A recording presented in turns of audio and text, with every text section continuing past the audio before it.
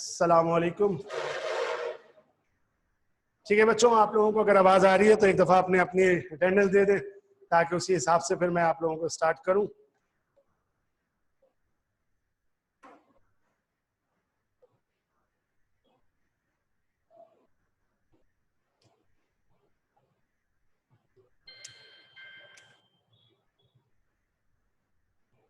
शुरू करूं भाई? ओके बच्चों, वंस अगेन आवाज आ रही है आप लोगों तक सब? ठीक है। अच्छा भाई बच्चों, अगर आवाज आ रही है मैं अब आज की बात स्टार्ट करता हूं। देखो सबसे पहली चीज, बस ठीक है, थैंक यू। आप लोगों को स्टार्ट इस तरह से बेटा कि पहला काम ये है आज का कि मैं आपको अपना नंबर दे रहा हूं।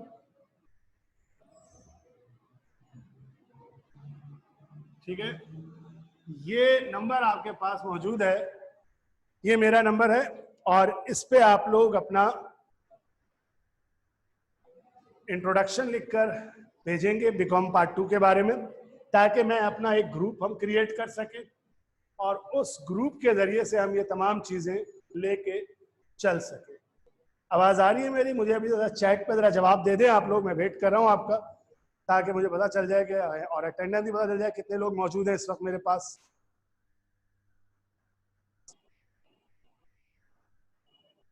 मैं वेट कर रहा हूं, किसी के जवाब नहीं आया।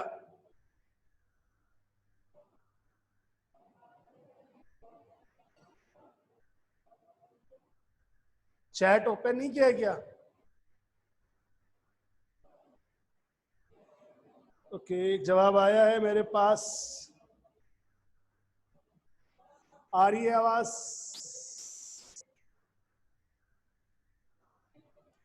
ठीक है, दो लोगों का आया। बेटा एक काम करिए, सबसे पहले अपना जैसे नाम जरा सा लिखकर दो बातें मुझे बता दीजिए कि आप लोगों ने जो जो मेरे पास इस वक्त मौजूद हैं, आप अपना नाम, ठीक है बेटा? अच्छा, और दूसरी बात ये भी कि नाम के साथ, और ये आप यहाँ भी बता दें अभी मुझे, और जब आपको मैंने ये जो बोर्ड पे नंबर लिखा है मेरा, इस नंबर पे आप जब मुझे मैसेज करेंगे तो इस मैसेज में भी आप अपना नाम और जो बताएंगे आप मुझे कि आपने बीकॉम पार्ट 1 में, एक तो जरा कॉलेज का नाम बता दीजिएगा और ये बताइएगा कि इंटर आप लोगों ने किससे किया था, कॉमर्स से या साइंस से। इस वक्त जितने लोग हैं, मुझे 3 लोग इस वक्त नजर आ रहे हैं, बस 3 ही हैं इस वक्त।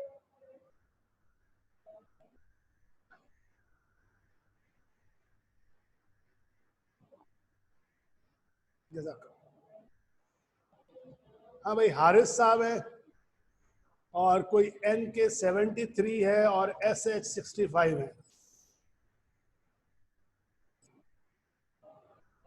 मुर्तजा साहब आप तशरीफ ला चुके हैं? ठीक है, आपकी भाई तस्वीर नजर आ गई है मुझे।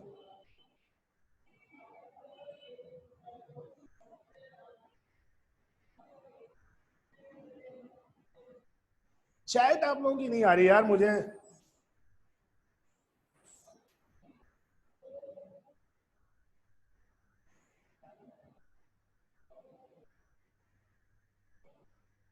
ओके यार, चलो। हारिस साहब ने बता दिया, सिटी कॉलेज इंटर साइंस। ठीक है,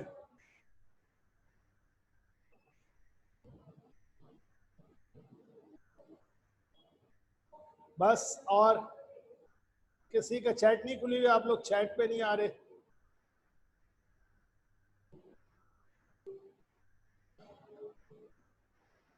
चलें खैर, अच्छा मुझे यार,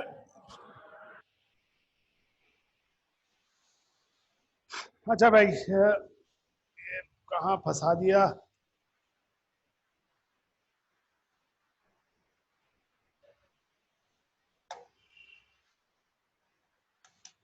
नंबर नोट कर लिया होगा आप लोगों ने। अब मैं आगे थोड़ा सा शुरू करूं, जो है लास्ट टाइम जहां छोड़ा था। देखो, बीकॉम पार्ट 2 में जैसा कि मैंने लास्ट टाइम खत्म की थी बात, याद होगी आप लोगों को बेटा, एडवांस्ड अकाउंटिंग और कॉस्ट अकाउंटिंग, दो सब्जेक्ट है। याद रखना एडवांस्ड अकाउंटिंग सिर्फ नाम से ही नहीं, काम में भी बहुत ज्यादा एडवांस्ड है। तुम लोगों को स्पेशली सब बच्चों को जो भी है, आप लोगों ने इस वाले इस पे बहुत ज्यादा मेहनत करनी है, ठीक है ना। आइए मैं अब एक चैप्टर शुरू कराता हूं ताकि थोड़ा सा स्टार्ट करें। याद रखिएगा मैंने लास्ट टाइम बताया था कि मैं चैप्टर शुरू करूंगा जिसका नाम है फाइनेंशियल स्टेटमेंट। फाइनेंशियल स्टेटमेंट इस लिहाज से मजेदार है कि आप सब लोगों ने पार्ट 1 में वर्कशीट पढ़ी थी, आप सब लोगों ने पार्ट 1 के अंदर एडजस्टिंग एंट्रीज पढ़ी थी, जिसमें आप बनाते थे क्या, इनकम स्टेटमेंट और बैलेंस शीट। यहां पे उसी चैप्टर से रिलेटेड चीज है फाइनेंशियल स्टेटमेंट।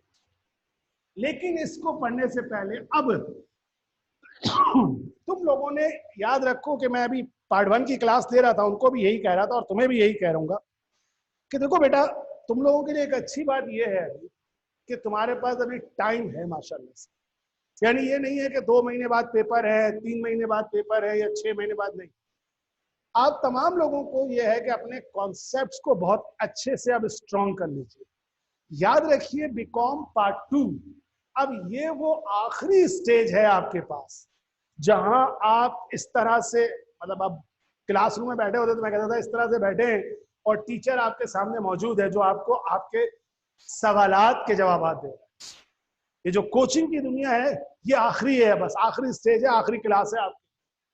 इसके बाद ये कोचिंग की दुनिया खत्म हो जाएगी।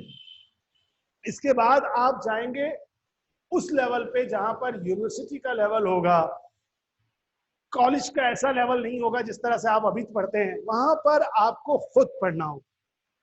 तो बहुत जरूरी है कि आप अपनी तमाम जो भी कमजोरियां थी, जो भी खामियां थी, उन सबको कवर अप करें। जो बच्चे मेरे पास जैसे मौजूद हैं, इंटर साइंस से बिलोंग करते हैं, उनको फिर मैं वही कहूंगा कि बेसिक्स को दोबारा पढ़ें, चीजों को दोबारा सीखें। याद रखना पार्ट 2 की अकाउंटिंग मुश्किल लगेगी उनको जिनका पीछे का कॉन्सेप्ट कमजोर होगा। अगर कॉन्सेप्ट तेज होगा तो आप बड़े आराम से यहां पे चलेंगे लेके सारी चीजें। और अगर किसी का कमजोर है तो कोई परेशान नहीं होगा। मैं हमेशा यहां पर आपके अंदर बिल्डअप डालता कि भाई आपको बिल्ड करूं फ्यूचर के। याद रखना आपने पार्ट 1 में बड़ा काम किया होगा, बैंक रिकंसिलिएशन सर यूं बनाने आती है ना। इसी तरह हो सकता है आपको एडजस्टिंग एंट्री बड़ी अच्छी आती है, अकाउंट रिसीवेबल का चैप्टर, इन्वेंट्री वैल्यूएशन कोई मसला ही नहीं है सर, फटाक करके कर लूंगा। लेकिन याद रखना जब अब आगे जाओगे, जॉब पे जाओगे, कंपनीज में जाओगे, तो कोई बैठा के तुमसे वर्कशीट नहीं बनवाएगा, कोई बैठा के तुमसे बैंक रिकंसिलिएशन नहीं करवाएगा, बल्कि वो छोटे छोटे 4 कॉन्सेप्ट्स के क्वेश्चन करेगा। सब जाहिर हो जाएगा कौन कितना अच्छा है, कौन कितना बुरा है। कॉन्सेप्ट्स को अपने मजबूत कर। तो मैं फाइनेंशियल स्टेटमेंट उठाता इसलिए हूं कि ये क्या है, फाइनेंशियल स्टेटमेंट अकाउंटिंग का आखिरी प्रोडक्ट है। यानी कोई भी प्रोसेस होता है, उस प्रोसेस का एक हासिल होता है ना। अगर मिसाल करो मार्कर बनाने का प्रोसेस है तो ये मार्कर आखिर में हासिल हुआ। तो अकाउंटिंग का जो प्रोसेस है उसका आखिर क्या है, फाइनेंशियल स्टेटमेंट। फाइनेंशियल स्टेटमेंट आप जो जानते थे वो 2 तरह की होती थी। एक जिसको हम नाम अगर पूरा दें तो क्या नाम देते थे, इनकम स्टेटमेंट। लेकिन अगर ऐसे पूरा लिखूं तो उसको पूरा असल नाम क्या है, इनकम और लॉस स्टेटमेंट। फिर दूसरी चीज क्या होती थी, दूसरी चीज होती थी क्या चीज, बैलेंस शीट। अब यहां पे आपको पता था कि इनकम स्टेटमेंट में कौन सी 2 चीजें आती थी, एक रेवेन्यू और दूसरा एक्सपेंसेस। बैलेंस शीट में कौन सी चीज आती थी, एसेट्स, लायबिलिटीज, कैपिटल या ऑनर इक्विटी। ठीक है, और इनकी मदद से ये दोनों चीजें प्रिपेयर होती थी। लेकिन बेटा अब तुम्हें समझना क्या है कि ये जो फाइनेंशियल स्टेटमेंट हम यहां पढ़ने जा रहे हैं एडवांस अकाउंटिंग में, वो पार्ट 1 से कैसे चेंज है। तो आप लोगों को याद है कि पार्ट 1 में हमने एक बात पढ़ते थे, या आईटीबी में भी देखते थे, कि एक होता था बिजनेस कौन सा, सोल ऑनरशिप, दूसरा होता था कौन सा, पार्टनरशिप, और तीसरा होता था जिसको क्या कहते थे, ज्वाइंट स्टॉक कंपनी। पार्ट 1 में जितनी भी अकाउंटिंग पढ़ी वो या तो सोल ऑनरशिप की होती थी या फिर पार्टनरशिप की होती थी। ये यहां अभी जो फाइनेंशियल स्टेटमेंट है वो किससे बिलोंग करता है, ज्वाइंट स्टॉक कंपनी से।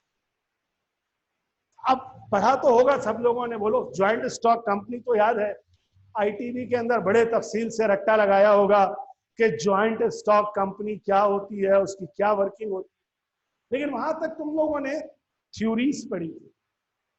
अब जो यहां आएगा वो है ज्वाइंट स्टॉक कंपनी की अकाउंटिंग पढ़नी। उस अकाउंटिंग में बेसिकली इन दोनों के दरमियान में कुछ और चीजें भी आ जाएंगी, यानी इसके बीच में एक आ जाएगा जिसको कहा जाता है स्टेटमेंट ऑफ रिटेन्ड अर्निंग। समझे, यानी ये सेकंड हो जाएगा और ये थर्ड हो जाएगा। अब ये चीजों के लिए पहले थोड़ा सा आपको इंट्रोड्यूस करवाया जाए अकाउंटिंग टर्मिनोलॉजी जो इस्तेमाल होती है कंपनी अकाउंटिंग। अब ये जरा सुनिएगा, ठीक है। कंपनी अकाउंटिंग, कंपनी अकाउंटिंग में सबसे पहली चीज, किसी भी बिजनेस में जो चीज पहले कहलाती थी वो क्या होती थी, कैपिटल। याद है कैपिटल क्या होता था, कैपिटल वो हिस्सा वो या वो पैसा जो ऑनर बिजनेस में इन्वेस्ट करे उसको हम नाम देते थे कैपिटल। लेकिन ज्वाइंट स्टॉक कंपनी की सूरत में कैपिटल को सिर्फ कैपिटल नहीं कहते, बल्कि यहां वो किस नाम से आ जाएगा, शेयर कैपिटल। ठीक है, कुछ कह रहे हैं, मैं जरा देखूं।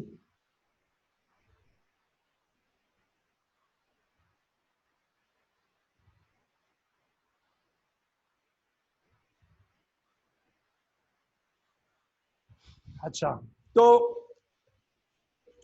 Share capital. अब शेयर कैपिटल क्यों कहते हैं, शेयर का मतलब क्या होता है। शेयर बेसिकली उर्दू तर्जुमा किया जाए तो इसको कहते हैं वैसे तो हिस्सा, लेकिन उर्दू में से कहते हैं हिस्सेस। अच्छा, हिस्सेस क्यों कहते हैं, बेसिकली सोल ऑनरशिप में सिर्फ एक बंदा ऑनर होता है तो सारा कैपिटल उस एक आदमी का होता है। पार्टनरशिप में कम से कम 2 लोग होते थे और ज्यादा से ज्यादा 20 होते थे, तो कैपिटल 2 लोगों का या 20 लोगों तक का होता था। ज्वाइंट स्टॉक कंपनी में जो बेसिकली जो अगर देखा जाए असल जो कॉन्सेप्ट है वो था कि बिजनेस क्या होता है, अनलिमिटेड लोगों का होता है, लातादाद लोग होते थे जो उसमें बिजनेस कर रहे होते थे। अब ऑनर्स कई हैं, बहुत से लोगों का हिस्सा है, बहुत से लोगों का पैसा है, इसलिए उसको कहा जाता था क्या, शेयर। कि बहुत एक ऐसा कैपिटल जिसमें बहुत से लोगों का हिस्सा है, इसलिए सिर्फ कैपिटल को क्या नाम दे दिया गया, शेयर कैपिटल। फिर इसी तरह से जरा सा और एक बात बताइए मुझे, अगर आप लोगों को पता है, अक्सर जब कंपनी का नाम होता था उसके आगे एक लफ्ज लगा होता था लिमिटेड, होता है लगा हुआ। आप जरा मुझे जवाब दीजिए, बताइएगा, अगर चैट पे था देखूं कि लिमिटेड क्यों लगाते हैं कंपनी के नाम के साथ, क्या वजह होती है, बताएं जरा, मैं 2-4 लोगों के जवाब देखूं क्या वजह है कि लिमिटेड का लफ्ज लगा होता है कंपनी के नाम के आगे।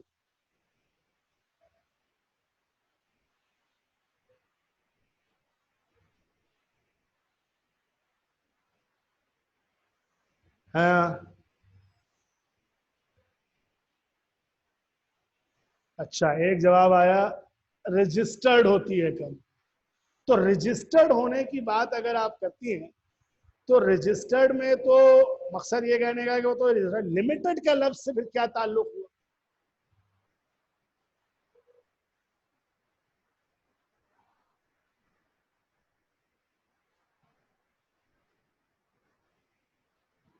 क्या लिख रहे हो मुर्तजा अहमद साहब, कुछ समझ में नहीं आ रहा। जैसे क्लास में तुम पिछली बोला करते थे वैसे ही तुम लिख रहे हो। सादिया मैं आपको बताऊं बेटा, रजिस्टर्ड होने का मतलब ये नहीं है, देखें बताता हूँ आपको। देखो, पहले तो जरा सा समझ ये लो कि दुनिया में जितने भी बड़े बड़े काम हैं, कारोबार है, वो आज सोल ओनरशिप की शक्ल में नहीं है, पार्टनरशिप की शक्ल में नहीं है, किसकी शक्ल में है? ज्वाइंट स्टॉक कंपनी की शक्ल में। क्यों? क्या वजह है?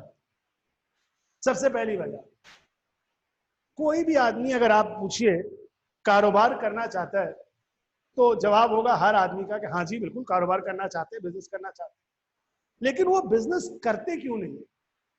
क्या वजह है? वजह यह है कि उनको बिजनेस करने से डर लगता है।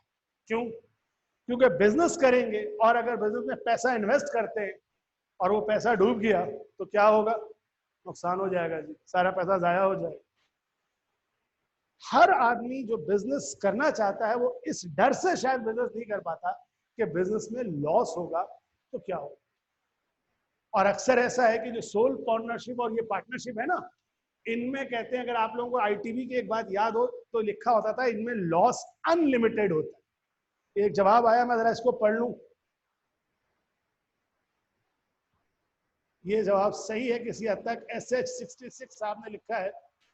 एक जवाब आया है 73 की तरफ से, क्या है भाई? कि कैपिटल लिमिटेड होता है। चलो देखो, अब मेरी बात गौर से सुनना। एक जवाब किसी हद तक सही है बिल्कुल, लेकिन मैं उसको बता रहा हूं। मैंने क्या कहा पहले सुनो। दुनिया में जितने बड़े बड़े बिजनेस हैं वो हैं किस वजह से, किस शक्ल में है? ज्वाइंट स्टॉक कंपनी की शक्ल। हर आदमी जो पार्टनरशिप का बिजनेस करता है, सोल ओनरशिप का बिजनेस करता है, उसको डर होता है कि बिजनेस में जो लॉस हो गया तो जो पैसा उसने कारोबार में लगाया है वो तो डूबेगा ही डूबेगा, उसको घर से लाके भी देना पड़ेगा। मिसाल के तौर पे, अगर एक आदमी बहुत अच्छी से अपनी शॉप या ऑफिस डेकोरेट करता है, सेट करता है, और वो अपना कैपिटल लगाता है 10 लाख रुपए, और वो 10 लाख रुपए लोन लेके लगा देता है और सब कुछ सेटअप बन जाता है, लेकिन खुदा ना खास्ता किसी वजह से उसमें आग लग जाती है और पूरा सेटअप जल जाता है, तो बताओ क्या क्या कर्जा माफ हो जाएगा? नहीं, उसको घर से लाके वो कर्जा पूरा करना पड़ेगा। तो बेसिकली सोल ओनरशिप में आपका लॉस क्या है? लॉस अनलिमिटेड, कि अगर आपको लॉस होगा तो आपको घर से लाके पे करना पड़ेगा। पार्टनरशिप में लॉस होगा, घर से लाके पूरा करना। और यही वो डर है जिससे लोग कारोबार नहीं करते। तो कॉन्सेप्ट आया ज्वाइंट स्टॉक कंपनी कॉर्पोरेशन का, जिसमें लोगों का जो लॉस है उसको क्या कर दिया गया? अनलिमिटेड हटा दिया गया। क्या कर दिया गया? लिमिटेड। कि अगर लॉस होगा भी तो उतना ही होगा जितना तुम्हारा उसमें क्या मौजूद है? हिस्सा मौजूद। जवाब वो सही था कि घर से लाके कोई पैसा नहीं देगा। इसीलिए हर कंपनी के नाम के आगे क्या लगाना पड़ता है? लिमिटेड। यानी HBL क्या है? हबीब बैंक लिमिटेड। हबीब बैंक लिमिटेड को खुद तो पता है लिमिटेड, लेकिन लिमिटेड लगाना क्यों जरूरी है? क्योंकि जो लोग हबीब बैंक के साथ कारोबार कर रहे हैं, यानी जो हबीब बैंक में बिजनेस अकाउंट खुलवाते हैं या हबीब बैंक के साथ कोई और कारोबार करते हैं, खरीदो फरोख्त करते हैं, उनको पता हो कि जो हबीब बैंक की शेयर कैपिटल है, जिनके पास ऑनर है, उनका लॉस जो है वो क्या है? उस हद तक लिमिटेड है जितना क्या है? शेयर। कल को अगर हबीब बैंक खत्म हो जाएगा तो याद रखिए आपको कोई शेयर होल्डर, हबीब बैंक का मालिक अपने घर से लाके पैसे नहीं देगा, आपके वो पैसे वहीं पे खत्म हो गए, बस सेंड हो गए। इसलिए लाजिमी होता है कि हर ज्वाइंट स्टॉक कंपनी अपने नाम के साथ क्या लगाए? लिमिटेड लगाए, ताकि उसको लो उसके साथ कारोबार करने वाले जान सके। तो वापस आता हूं अपनी बात में। तो लिमिटेड के बाद से अब ये है कि सबसे पहले आपको शेयर कैपिटल मालूम होना चाहिए। यहां अब हम जब बनाएंगे बैलेंस शीट तो हमें शेयर कैपिटल मिलेगा, लेकिन शेयर कैपिटल के फिर आगे चलते कई हिस्से, मसलन पहला हिस्सा आपको मिलेगा जिसमें आपको मिलेगा, हम कहते हैं अथोराइज्ड शेयर कैपिटल।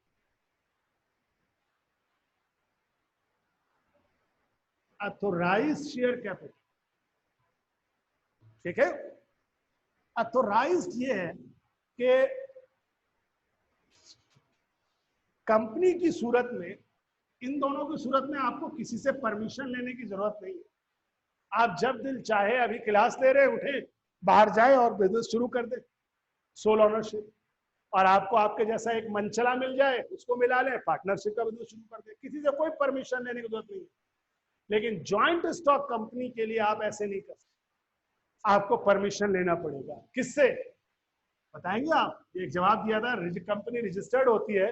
बताएंगे ज्वाइंट स्टॉक कंपनी कहाँ रजिस्टर्ड होती है, कहाँ से कौन परमिशन देता है ज्वाइंट स्टॉक कंपनी को कारोबार शुरू करने का? जवाब में लिखें जरा, पता है आप लोगों को? पढ़ा था आईटीबी में। रजिस्ट्रार कहाँ होता है? ये तो वो है जो बुक का रट्टा हुआ बता रही हो कि रजिस्ट्रार का। स्टॉक एक्सचेंज में भी कंपनी रजिस्टर्ड नहीं होती है। स्टॉक एक्सचेंज में पब्लिक लिमिटेड होती है। समझते हो पब्लिक लिमिटेड और प्राइवेट लिमिटेड क्या होता है? रजिस्ट्रार तो वो शख्स है ना जिसके पास, रजिस्ट्रार कहाँ होता है नहीं मालूम है? सुनो, SECP,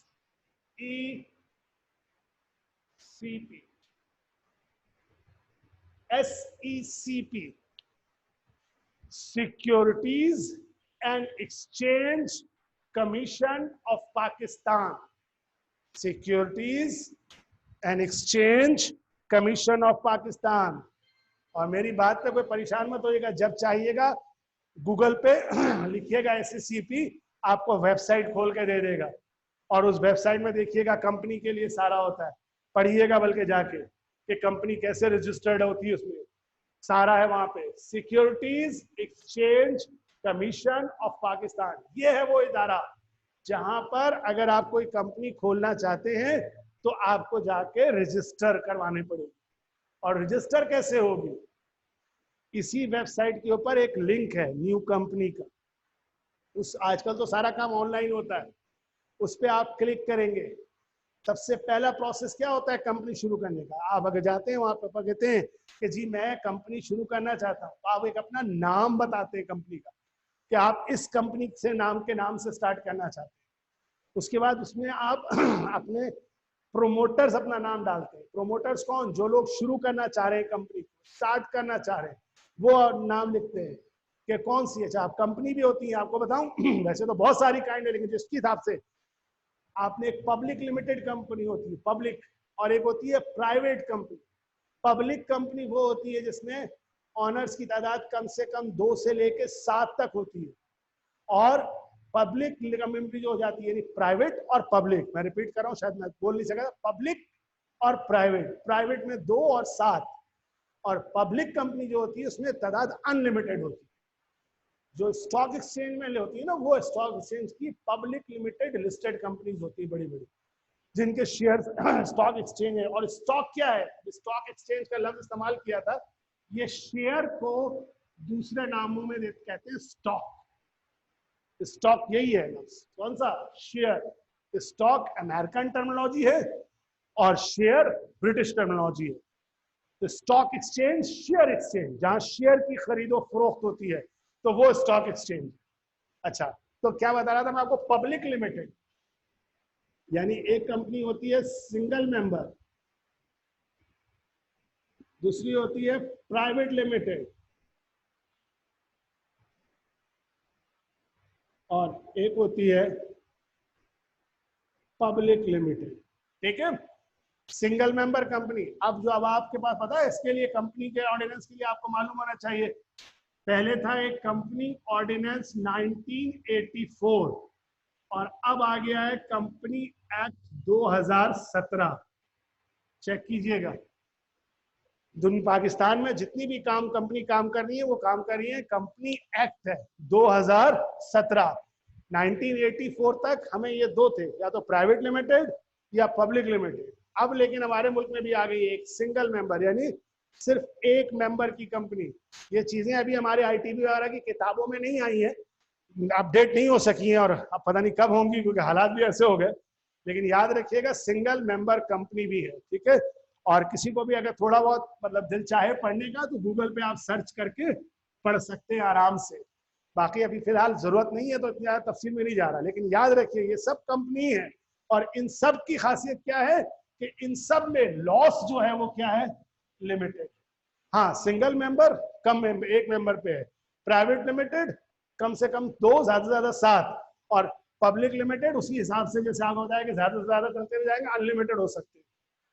तो अब बताना ये था कि ऑथोराइज शेयर कैपिटल, जब आप गए कंपनी का बता रहा था, कंपनी रजिस्टर कराने गए किसके पास, एससीसीपी के पास, तो आपने उनको अपना नाम बताया, अपने लोग बताए कि आप सिंगल मेंबर बनाना चाहते हैं, प्राइवेट बनाना चाहते हैं या पब्लिक लिमिटेड है। तो उसके हिसाब से आप क्या करते हैं, उनको बताते हैं कि फिर आप बिजनेस करना चाहते हैं तो आप कितना शेयर कैपिटल से कारोबार शुरू करते हैं और कितने कैपिटल से आप, नजर आ रहा है ये बोर्ड का हिस्सा, रजिस्टर्ड हो जाते हैं। तो जितने अमाउंट के साथ आप रजिस्टर्ड होते हैं उस अमाउंट को कहते हैं क्या, ऑथोराइज्ड शेयर कैपिटल। मैं जरा सा ये हिस्सा साफ करूंगा ताकि मैं इसके आगे बता सकूं कि कैसे होता है।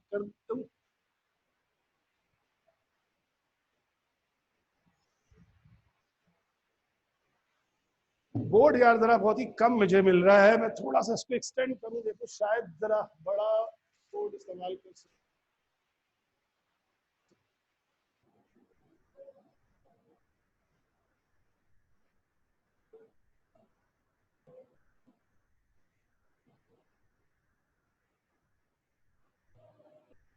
अच्छा, शायद कुछ बेहतर हो। देखो, तो अब अगर फर्ज करिए कि आपने बताया कि आप 10 लाख से बिजनेस या 1 मिलियन से बिजनेस शुरू करना चाहते हैं, तो ये कैपिटल जिससे आप कारोबार करना चाहते हैं, इतने से आप क्या हो रहे हैं, रजिस्टर हो रहे हैं, तो इसको क्या कहा जाएगा, ऑथोराइज्ड शेयर कैपिटल। और ये है आपके शेयर कैपिटल। अब लाजमी सी बात है, कंपनी को छोटे छोटे शेयर में तोड़ना होता है, तो अमूमन इस शेयर की एक छोटी सी वैल्यू रखी जाती है जिसको कहा जाता है पार वैल्यू। अब फर्ज कीजिए कि आपने तय किया कि मेरा एक शेयर 10 रुपए का होगा। अब 10 रुपए क्या है, 10 रुपए वो शेयर की कम से कम वैल्यू है जिस वैल्यू पर शेयर बेचा जाएगा। तो कितने उसके हिस्से बन जाएंगे, कितने नंबर ऑफ शेयर्स हो जाएंगे, तो 10 लाख एक शेयर कम से कम कितने का है, 10 रुपए का है। तो आगे नजर नहीं आ रहा यार, फिर घुमा के आता हूं, 1 मिनट ठहरो।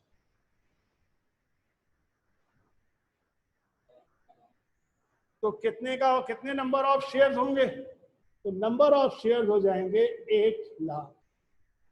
यानी आपसे कहा गया कि आप कितने का ऑथोराइज कैपिटल है, 10 लाख का, जिससे आप कारोबार करना चाहते हैं। छोटे से छोटा हिस्सा कितने का हुआ, 10 रुपए का, तो नंबर ऑफ शेयर कितने हो गए, 1 लाख।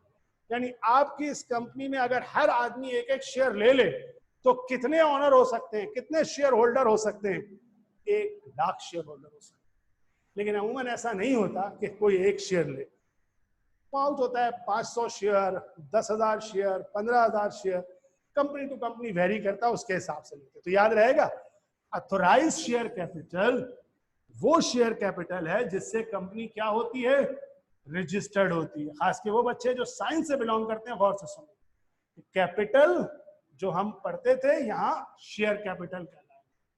अच्छा, अब दूसरी चीज जो इसके आगे अभी समझनी है वो कहलाती है, जो अभी आपको समझना है वो कहलाता है पेड अप शेयर कैपिटल। देखो अभी मैं इसको और तफसील से समझाऊंगा, लेकिन अभी मैं उन 2 बातों पे जा रहा हूं जो मेन। कंपनी 10 लाख से रजिस्टर्ड तो हो गई, लेकिन कंपनी फौरी तौर पे सारा कैपिटल जो है वो बांट नहीं देगी या बेच नहीं देगी। अगर कंपनी इस वक्त जरूरत फील करती है कि शुरू के दौर में उसको सिर्फ कितना पैसा चाहिए, 5 लाख चाहिए, तो वो इस 10 रुपए के हिसाब से सिर्फ कितने शेयर बेच सकती है? 50,000। तो जितने शेयर उसने बेचकर लोगों से पैसा हासिल किया वो कहलाता है पेड अप शेयर कैपिटल। तो अभी आप ये दो चीजें याद रखिए, एक ऑथोराइज शेयर कैपिटल और दूसरा याद रखिए क्या? Paid up share capital. 1 lakh ये जितने कंपनी शेयर बेच सकती थी और कितने जो शेयर, ये अभी दो आपको बार बार मिलेंगे फाइनेंशियल स्टेटमेंट के अंदर, ठीक है? अच्छा,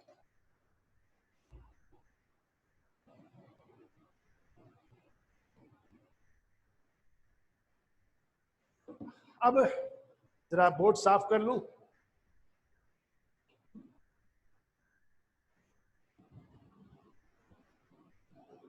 यहीं पर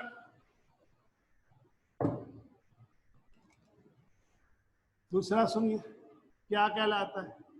अब जरा गौर से देखिएगा, मैं इसको अब एक साथ समझाने की कोशिश कर रहा हूं। मैं दोबारा ऊपर लिख रहा हूं ताकि ये एक ऑथोराइज शेयर कैपिटल, उसके बाद ये देखिए जरा सा सब्सक्राइब शेयर कैपिटल,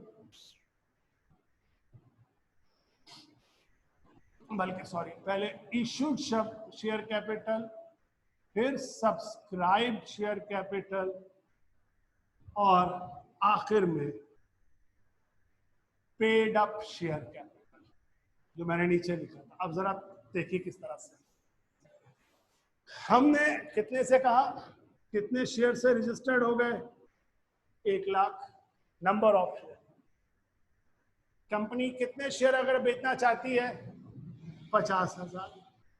ये क्या कहलाएगा? जो कंपनी ने, ये नजर आ रहा है बोर्ड? हाँ, ये क्या हुआ? अभी दोबारा लिख रहा हूं,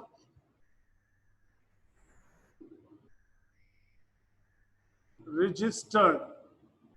ये क्या होगा? रजिस्टर्ड के बाद जितने नंबर ऑफ शेयर कंपनी क्या करेगी?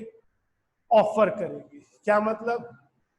1 लाख शेयर टोटल थे उसके पास, 50,000 उसने क्या किए? ऑफर किए। किसको? पब्लिक को। अब वो जो अभी आप कहते हैं ना, हो सकता है स्टॉक एक्सचेंज में करे या डायरेक्ट करे, उसके बाद कंपनी के पास उस ऑफर के अगेंस्ट क्या आती है? एप्लीकेशन। अब वो ज्यादा भी होती है और बाज़ औक़ात कम भी होती है, वो एक अलग टॉपिक में भी देखेंगे। फर्ज कीजिए 50,000 की एप्लीकेशन आई और वो 50,000 को ही कैपिटल दे रहे हैं, तो ये 50,000 ही क्या कहलाएगा? Paid up share. यानी यही इसीलिए मैंने अभी दो लिखे थे, ऑथोराइज शेयर कैपिटल और दूसरा क्या याद रखिएगा? पेड अप शेयर कैपिटल, ठीक है? तो ऑथोराइज्ड, इशूड, सब्सक्राइब और पेड अप, ये चारों इस लिंक में आपके पास मौजूद है। बोले समझ में आया? दोबारा समझाऊं? आवाज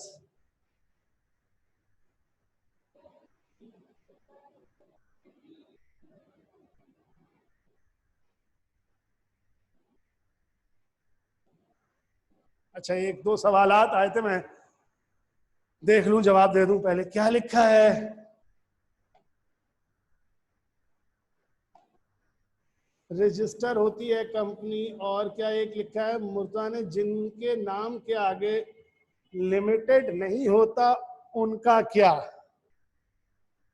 अच्छा, मैं समझा देता हूं। देखो, पहले सवाल जो एक आपने किया था, जिनके नाम के आगे लिमिटेड नहीं होता। पहली बात, कंपनी से मुराद ये समझ लो कि अगर कोई आदमी ऐसे ही अपने काम के नाम के आगे कंपनी लगा दे तो वो कंपनी नहीं होगी। यानी अगर मुर्तजा साहब का सवाल है, मुर्तजा साहब आप कल फ्यूचर में आप खोलते हैं मुर्तजा एंड सन्स कंपनी, तो कोई जरूरी नहीं है कि वो कंपनी होगी। वो आप अपनी दुकान खोल रहे हैं तो आप उसका नाम कुछ भी रख दें। कंपनी का मतलब यहाँ पर वो है जो SECP में क्या हो? रजिस्टर्ड हो के बाद। और अगर वो रजिस्टर्ड होगी तो लाजमी वो क्या होगी? लिमिटेड होगी, ठीक है? अब वो चाहे लिमिटेड बाय लायबिलिटी हो, लिमिटेड बाय गारंटी हो, कुछ भी हो। बोलो, पहली बात समझ में आई? कंपनी हमेशा लिमिटेड होगी, कोई भी ऐसी कंपनी नहीं होगी जो ज्वाइंट स्टॉक कंपनी हो और लिमिटेड ना हो। ठीक है, बोलो मुर्ता, पहले जवाब जो मुर्ता ने मुझसे पूछा था कंपनी का समझ में आया? लिमिटेड का जो आपने सवाल दिया था कि अनलिमिटेड ऐसे कोई नहीं होती।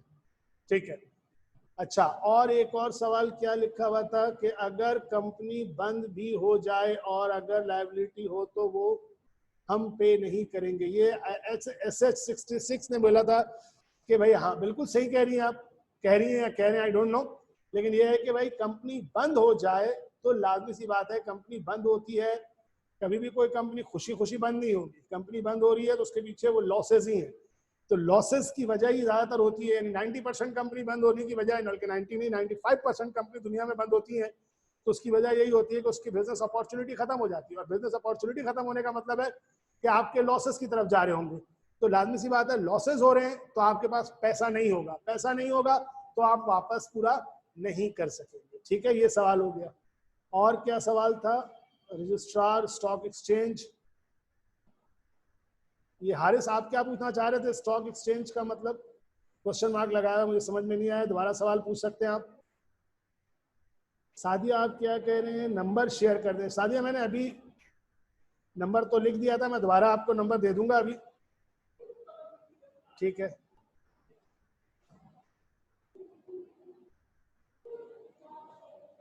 अच्छा अब मुझे बताएं, ये बातें समझ में आई तो अब आगे चलते हैं थोड़ा सा, क्योंकि फिर थोड़ा डिस्कशन लंबी हो जाएगी। अब जरा एक दो बात समझिए।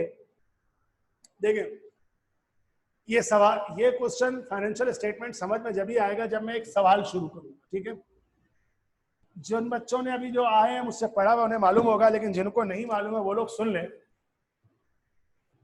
एक गूगल के ऊपर एक साइट है, sites.google.com/view/शादुल हक। इस साइट पे जाएंगे। ठीक है, कैसे जाएंगे मैं अभी आपको दिखाता हूं। मोबाइल कहाँ गया? वो बच्चे जिन्होंने मुझसे नहीं पढ़ा था पार्ट 1 या नहीं जानते उनके लिए देखें, अपने मोबाइल पे या आप अपने लैपटॉप पे खास के इस जगह पे नोट कीजिएगा, ये जो गूगल क्रोम खोलते हैं इसके जो ये वाला पोर्शन होता है यहाँ पर ये वेबसाइट का एड्रेस एंटर करेंगे, sites.google.com, और बल्कि मैं स्लैश ये वाला लगा दूं, ये वाला शायद एक्सेप्ट ना करे, इस तरह ये। ठीक है, स्लैश लगाइए और शादुल हक SHADULHAQUE। ठीक है, और मैं अपना नंबर दोबारा शेयर कर रहा हूं 031422933703। इस पर अपना नाम बीकॉम पार्ट 2 लिखकर मेरे पास भेज दीजिएगा ताकि मैं आपके नंबर को क्या ग्रुप क्रिएट करूं। इस साइट पे जब जाएंगे आप तो कुछ इस तरह का पेज आपके सामने ओपन होगा, ये देखिए। ठीक है, इस पेज पर जब जाएंगे तो राइट साइड पर एक वेबसाइट ये पेज खोलिएगा। यहाँ पे अभी पार्ट 2 का आपको नजर नहीं आ रहा, मैं आज रात आपके लिए बना दूंगा, पेज आ जाएगा। जैसे अभी बीकॉम पार्ट 1 है, मैं आपको दिखाने के लिए बता रहा हूँ। इस तरह एक पेज है। पार्ट 2 का पेज मैंने इस पर अपलोड नहीं किया इसलिए अभी नजर नहीं आ रहा। तो पार्ट 2 का पेज एक बन जाएगा और उसमें मैं इस तरह से आपको स्टडी नोट्स दूंगा। ये दो आपको नीचे बटन नजर आ रहे हैं, देखें, एक स्टडी नोट्स है और ये उसके नीचे सोल्यूशन होते हैं। बहरहाल फिलहाल ये स्टडी नोट्स पे क्लिक करेंगे तो आपके सामने एक पेज खुल जाएगी इस तरह से, और ये आपके पास एक नोट्स आ जाएगी। तो फाइनेंशियल स्टेटमेंट के लिए इसी तरह से मैं आपको पेज दूंगा, इसके ऊपर आज कर दूंगा इंशाल्लाह था। आपको नेक्स्ट क्लास कल जब आप पढ़ेंगे तो आप उसको डाउनलोड कर लीजिएगा। तो उसको जब डाउनलोड करेंगे तो उसमें फाइनेंशियल स्टेटमेंट का एक चैप्टर है। ये चैप्टर आप लोग अपने पास सब लोग डाउनलोड करके रख लें या प्रिंट आउट निकाल लें, ताकि हम एक क्वेश्चन से बातों को शुरू कर सके और समझा सके। तो मैं बड़े आराम से फिर स्टेप बाय स्टेप लेके चलूंगा, ठीक है। नोट कर लीजिए, बोलिए आप सब लोग, मुझे बता दीजिए समझ में आ गई, साइट का नाम पढ़ा जा रहा है और अगर क्लियर है ये चीज।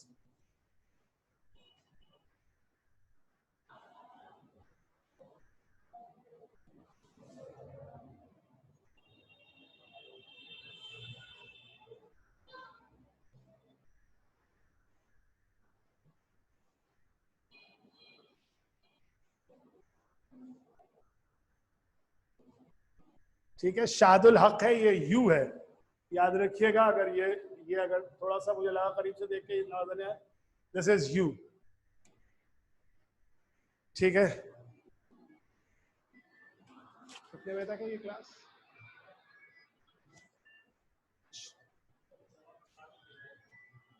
9:30 हो गया आज फिर। तो ये ऐसा करता हूँ, आज यहाँ पे रोकता हूँ। आज आप लोग सुबह, कल सुबह तक यहाँ से डाउनलोड कीजिएगा, ठीक है, और नंबर शेयर कीजिए। और मुझे जो बताना है आप लोगों ने, वो लाजमी ये बात बताने हैं कि आप लोग बीकॉम पार्ट 2 में है, तो अपना नाम बता दीजिए, कॉलेज के बारे में थोड़ा बता दीजिए, और जिससे मुझे मालूम हो जाएगा कि रेगुलर या प्राइवेट है आप लोग। और दूसरा थर्ड जो है, आप अपना इंटर के बारे में बता दीजिएगा कि कॉमर्स है या साइंस है, ठीक है। तो इसी जगह से फिर मैं कल से शुरू करूंगा, कॉस्ट भी लिख दूंगा और एडवांस भी दूंगा, लेकिन पहले जरा फाइनेंशियल अकाउंटिंग। तो यहाँ पे आज हम इसको स्टॉप करते हैं क्लास को, नेक्स्ट क्लास में यहीं पे शुरू करेंगे इंशाल्लाह ताला फिर ये, ठीक है। Thank you. फिर हम इसको यहाँ से मैं स्टार्ट लेता हूँ, ताकि कल से शुरू कर सकूँ। कोई क्वेश्चन है तो आप लोग पूछिए, ताकि मैं उसका जब तक जवाब दे दूँ।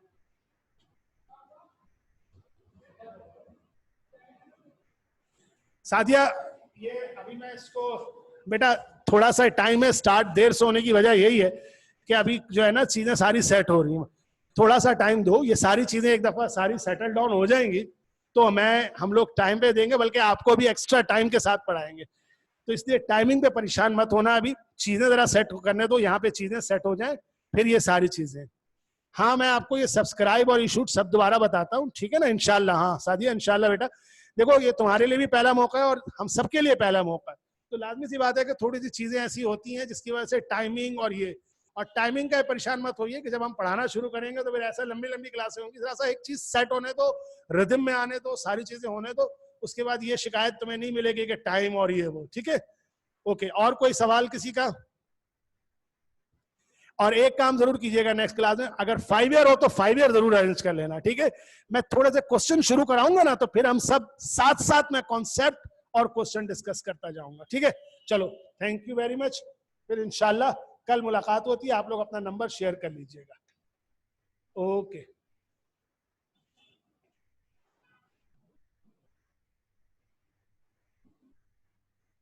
पानी